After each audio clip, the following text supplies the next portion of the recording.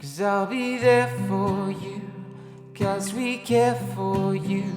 You're there for me too, my friend.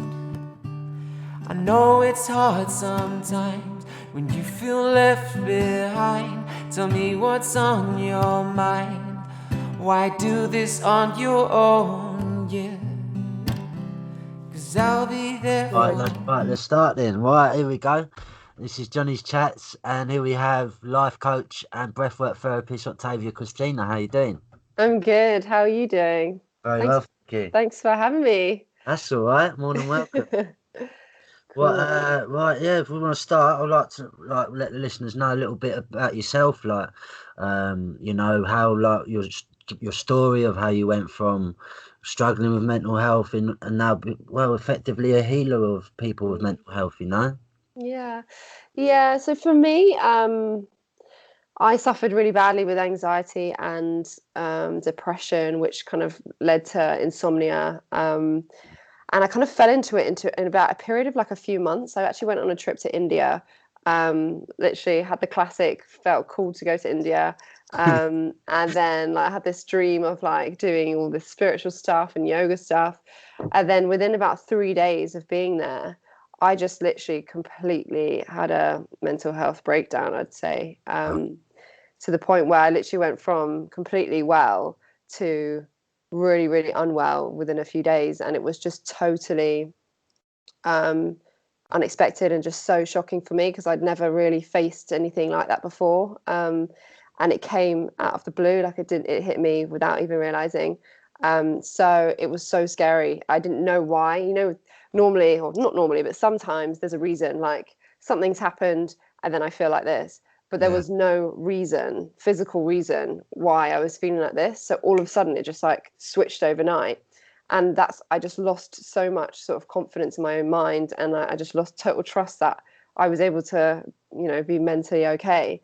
Hmm. um I'd also had a family member, a cousin of mine who suffered really badly from mental health problems, and actually ended her life. And that was probably about 2 years prior to when I was going through this. So all of a sudden, I just thought, this is what's happening. It's in the family. It must be. And maybe this is just like the beginning of the end, really. So it was super scary. And yeah, at that point, I didn't really know what to do, to be honest. I spent about 2 months just in like fear, just being like, what the hell's going on now? And then after about 2 months of being in India, I came home, and I just went on a search for loads of different things that could help me. So I remember going to like hypnotherapists, I went to spiritual healers, I went to life coaches, I did breath work. I tried so many things Yeah. to help me to bit by bit like come back to myself. And yeah, it took I'd say about a year and a half to really return to myself. And that was with quite a bit of self inquiry, I'd say. Yeah. So, but ultimately, I got back to myself, and yeah, feel like I can get through anything after that. So, Yeah, of yeah. course. Yeah, definitely, Mm, definitely. So it's almost like at the time, obviously, like you said, it was very scary. Like you don't mm, know what's going on, and you've got the worst case scenario in your head, But once you get through it and you get to the other side, and you see it's almost like a blessing in disguise. Do you know what I mean? It's like totally. it empowers you. You see, like, wow, you could like if you can beat stuff that you can't even see, or do you know what I mean? Like, and then you can come out the other end of that flourishing. Then the world is yours. You know what I mean? 100%. And I think Yeah, it was the best thing that ever happened to me, really. I was super grateful for that experience, like weirdly, because I wouldn't be doing what I'm doing now, and I wouldn't yeah, be, feeling as strong as I do. So, yeah. yeah, yeah. What would you have found? What did you find out of all the different stuff that you tried? You found was more beneficial? Did they all have like an equal part, like in the bigger picture, like putting in small Mm. pieces of a bigger puzzle, sort of thing? Yeah, yeah, definitely. Everything, like loads of little things helped for sure, but I'd say the Yeah, biggest thing that helped me the quickest was breath work. yeah, yeah, So yeah, so in the way that as we go through life, if we don't release emotion properly, if we don't release the negative emotions that we take on, or the traumas that we take on, it becomes locked in the body. It literally, quite literally, stays in the cellular memory of our cells. So when we've got this stuff which is just trapped in our body, and there's no outlet, and we're not aware of it, it starts to filter through into our everyday life. So it's going to affect our thinking, it's going to affect our behaviors, it's going to affect what we want to do, our direction in life, and it makes us, sometimes if we're not aware of it, it will distract ourselves through addictions. We'll distract ourselves through, I don't know, like going out all the time, seeing and distracting from actually what's going on. So what breathwork works to do is to literally release on a cellular level those traumas, those negative emotions, and it's like a body release rather than like a talking therapy. It's like quite a physical feeling, and it can really, really powerfully release emotion which has been stuck in the body for years.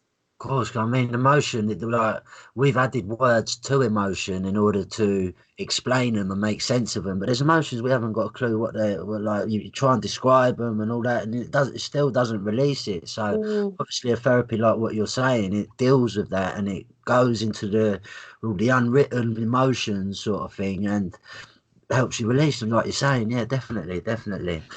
Yeah, because what they say, emotion is energy in motion, and that's nice. It quite literally is stuck energy. Like, we are energy. We are literally just vessels of energy, just bumbling around on Earth. So as we go through life, like, certain blockages in our energy will start to happen. Releasing emotion is just releasing energy. Lot of and if people like, no, that might lead me on to my next thing, actually. Interpretations of mental health, right? So what you're saying about the energy, and like, from my own experience, for example, there's been, like, when you go to see the therapist, like, your main, not all of them, but a lot of them, mainstream, like psychologists, they try and pump you full of medication and all that, and then people end up like vegetables. With, like, I don't know, is with that, like, release of emotion, is that just like storing it up and bottling it up even more, like, and it's just like they just lose themselves completely, that they're just sitting there as a shell, Totally. Yeah. I'd say for that, I'd say medication has its place. If people are in a real difficult situation, when they aren't, sort of, don't have the tools or resources to get themselves out of it in a conventional way, then I mean, people, I don't frown upon people going on medication. No, But I would say, it's more like a plaster, like putting a plaster on and actually not really dealing with the root issue there. Or again, it's just like suppressing, and eventually one day things will just come out. Like, things will just come out sideways if we don't address what's really going on. Of course, definitely. So it's almost like, well, that could be like the misinterpretation within our society. Mental health, well, till recently, the last few years, like, there's always been sort of like a stigma. Somebody starts developing symptoms of mental illness and they get shunned to the edge of society and just told to, like, that's what I was saying about, like, pump for the medication, just ignore them. No, but there's other, in, like, people, like, in indigenous cultures around the world, that still live within nature and all that sort of stuff, like in the jungle, in wherever, and they believe, like, for them, and it might have been for us, like, originally, like, when we were tribal cultures, would always be a healer within the community, and these signs of, like, even like depression, like, that's not a natural state, but like, our natural state is happiness. That's why it feels so like yourself sort of thing, So, like, then they believe that that's a calling for them to go on a journey and do self-work and whatever methods and rituals they do, but they then become the next healer of the community. So do you see what I mean? This is interpretation. Instead of them being shunned to the edge of society, they become the guides for the evolution of their community, Totally. Yeah, absolutely. And I think, yeah, those people who are chosen as the healers in the indigenous communities are potentially people who are more tapped in, you know, more intuitive, more yeah, connected to, you know, spirit. yeah, And they're the ones that are kind of, yeah, praised up, and actually they're the people that can people in their community go to get, you know, guidance, because they're yeah, maybe more connected. But in our Western world, we see it as well, we don't even believe in anything esoteric like that at all. So yeah, it's yeah, just, you know, it's just pressed down, and it's seen as well, it's not understood whatsoever, and there is no room for spirituality really in our like Western education. yeah. I Yeah, do. It is. I do see changes though happening, and like for sure. like it's becoming more like. Well, the first part is just getting people's change of perception on Mm. mental illness in itself. Like instead, and then the next step would be to, instead of labeling it mental illness, I don't know, mental blessings. You know what I Yeah, mean? yeah, yeah, hundred Once percent. you do the work and give people the encouragement and like the guidance for people that do get through to the other side, because we all get there. Hmm. Just gotta have the faith to get through them hard times and Mm, push up and keep, yeah, you know. yeah, definitely. Yeah, I mean, it takes courage to do that. It's not always Yeah, easy, but it's, yeah, it's, in my opinion, the only way, because it's gonna catch up with you, or it's gonna come out sideways. yeah, Yeah, yeah, definitely. 100. So, like you said, it goes from mental to spiritual sort of thing. So, how would you describe that? As in, like, how would you? What would be a way that you might have thought of before of um, changing people's perspectives, or people that are suffering with mental illness, changing it from a mental, like, not it's not their brain, it's a spiritual thing. You see what I mean? Mm, Like how yeah, to like, flip it, and then they can work with themselves and understand yeah. themselves, sort of thing. You know? Yeah, totally. I think that's a really good question. And I think, you know, mental health and mental illness is seen very like three-dimensional. And actually, there's so much more going on to ourselves, you know, mind, body, spirit. We're so often just thinking in black and white, you know, I think with Yeah, mental cool. health Yeah, issues, but people aren't taking in the greater whole. Like even something like breath work wouldn't even be really fully considered in mainstream of course. sort of Yeah, science, because they don't believe in like the mind body connection particularly, and they don't, this, you know, the spiritual element doesn't really come into it either. So yeah, I think it's a huge, we've got to look at everything, we've got to look at every part of us, mind, body, spirit, um and realize that we're not, you know, just these one-dimensional beings. Like we are spiritual beings, and I think everyone feels it deep down. yeah, You know, that they've got a soul, they've yeah, got yeah, they've got this kind of guidance, they've got something that they're following, that they're going in flow with or against. yeah, You know, yeah, you'll know when you're, you know, pushing against something, you'll feel completely out of flow and really probably quite disconnected to your soul. But when you're in flow, like you will feel it, you'll feel this yeah. source within you, which is, yeah, Oh, yeah, incredible. yeah. Definitely, definitely, yeah.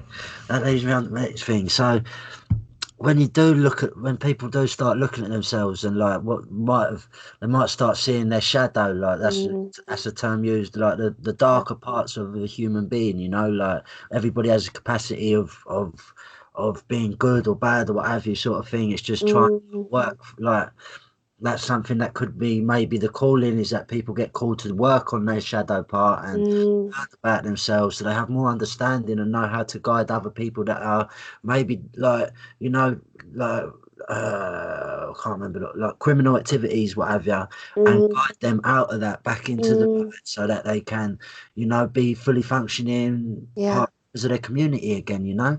yeah, totally. And what comes to mind when you said that is just educating people around thoughts, like the fact that we all have thoughts, we all have, you know, sometimes fucked up thoughts. We have Yeah, intrusive, what's called intrusive thoughts, where it could be really, really dark. Like a dark thought can come into your mind, like you're walking along a bridge, and like you could be like, oh, I could just jump off there, like just stuff like that, which comes into your awareness, which that you don't need to attach to. Intrusive thoughts are normal, like even however dark they can be very sexually orientated or like violently orientated. And it is a sign of just kind of like the fact that you've got maybe some unprocessed emotion within your yeah, body that yeah, need to be released, and it will yeah, come out in weird thoughts. And just to know number one, that is normal. Everyone experiences it. And to remove the taboo around it, like it is what it is, and laugh at those thoughts. When you become aware of those thoughts coming in, have a sense of humor and be like, what the fuck was that? I've just like thought I could just jump off a bridge, or like something that could be absurd. Yeah. Just know that it is so normal to have those thoughts, and you don't have to listen to them. You don't have to listen to any of your thoughts. Yeah. Don't attach to it. And yeah, laugh at the ridiculous ones. Share it with a friend. Like it's funny. Like I'm sure if you share something vulnerably to a friend, they're going to be like, oh my god, me too. This is what I thought about. Yeah. And then you can connect Yeah. with the fact that you have these weird thoughts, and that is just the human mind. And I don't doubt that it does get less violent, less. It doesn't have to be those dark thoughts all the time. Yeah. You can process them and start to heal them, but the mind is naturally self-sabotaging. It will come in and tell you you're not good enough at times where you want to do something. So that is just the nature of the human mind. We can work with it and also accept those emotions and the dark parts and the shadows that we don't want to see. Yeah, definitely. So, there's a lot of work to do, Breath What do you, work. Start with breath work.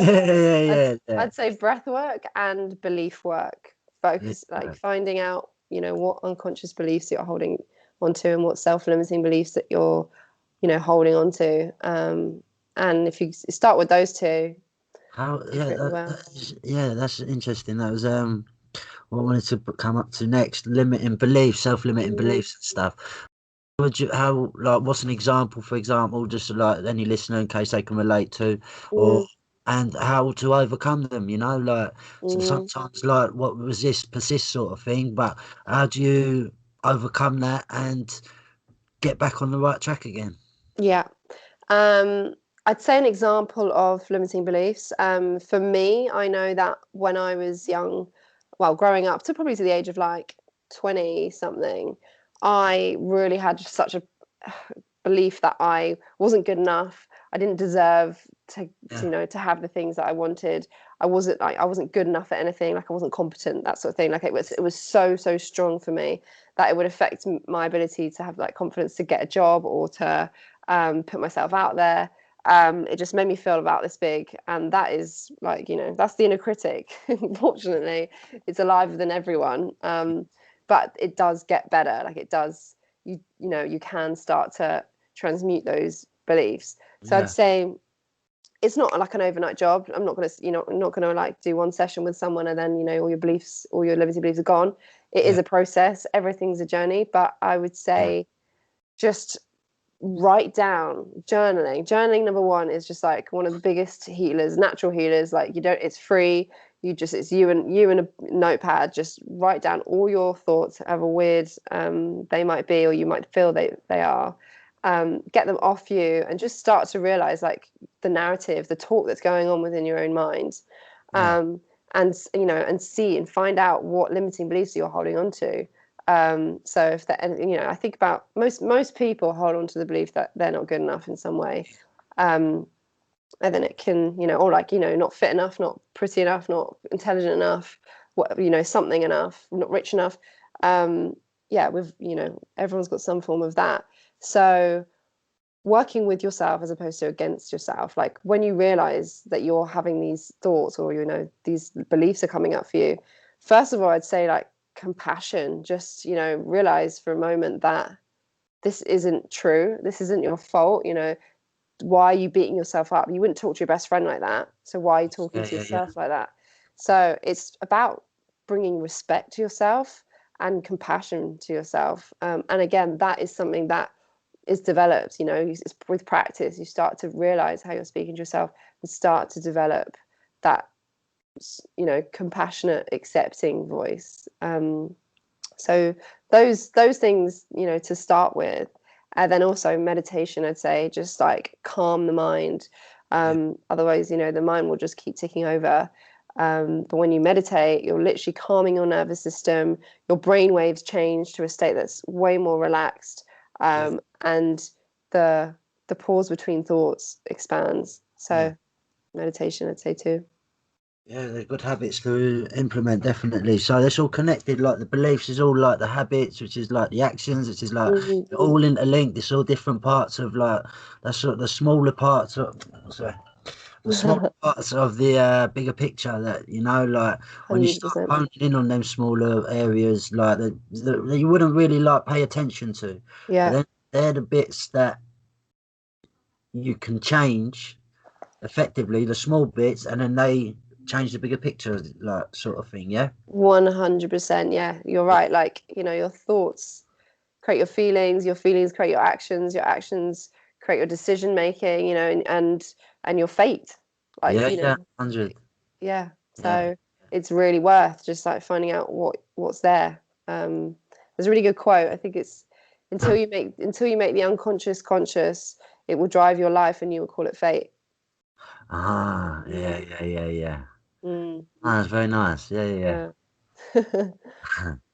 Yeah. That's it. Well. Well, I've got that's all the topics I had in mind. To be honest, is anything like you'd like to say, sort of thing?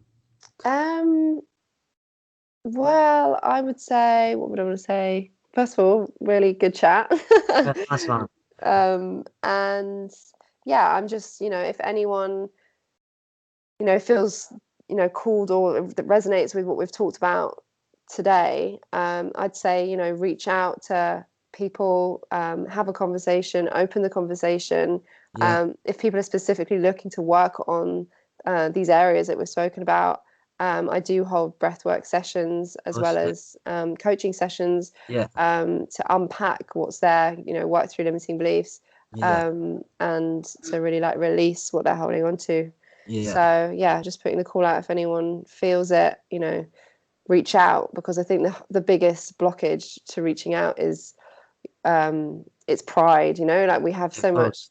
such a big self-sabotage that even though we're struggling, we still find it hard to reach out for help. So yeah, having that courage to reach out if you need, there's no shame in it. And actually, it's such a growing topic. Everyone's starting to talk about. Yeah, it's an amazing thing to be a part of. Yeah, definitely, definitely. Yeah, 100% a blessing in disguise. It Well, is. thank you very much, Octavia. It's been an absolute pleasure. Oh, thank you so much for having me. It's That's all been right. great. It's all right. All right, Cool. let's stop this recording now and then. 'Cause I'll be there for you, 'cause we care for you. You're there for me too, my friend. I know it's hard sometimes when you feel left behind. Tell me what's on your mind. Why do this on your own? Yeah. 'Cause I'll be there for, 'cause I'll be there for you, my friend. 'Cause I'll be there for you, 'cause you're there for me too. Oh yeah, there for you in the end.